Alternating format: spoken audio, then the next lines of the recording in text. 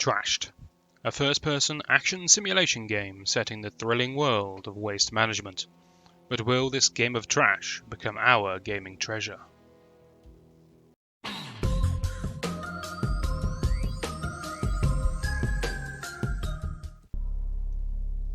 Things start off a bit poorly here in Trashed, as does our foreman's attitude, with visuals and models that are lacking a bit of finesse.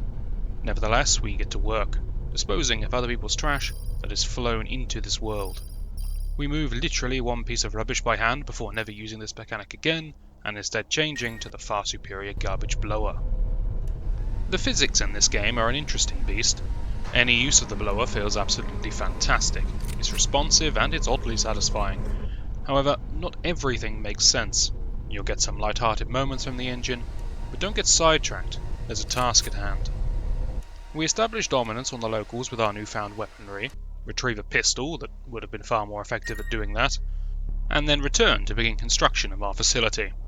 Within moments my system was jammed beyond repair, and so it was off to us, the foreman, for a quick restart.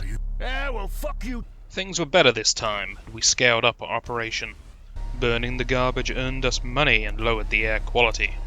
Spending the money allowed us to obtain air purification units, which meant that I never needed to consider this mechanic ever again. Overconfident with my construction, I abandoned my post and began exploring what else Trashed had in store.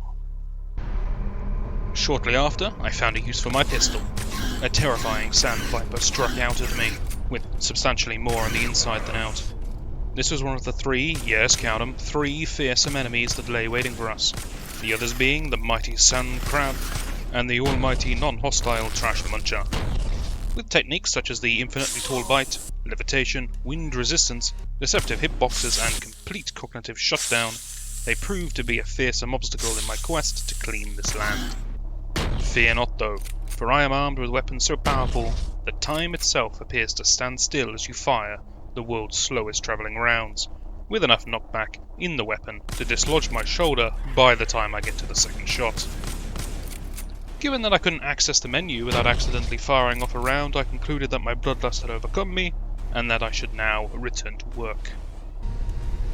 Upon my return, it soon became apparent that things were not going well. I tried to appease the machines with an offering, but they would not accept. As the waste pile grew larger, so did my problems. Maggots aside, the game was starting to suffer lag and slowdown whenever I glanced at the trash heap.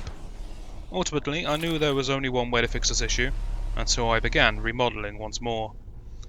Unfortunately, it can only work in one direction, because otherwise the game forcibly reorientates my buildings.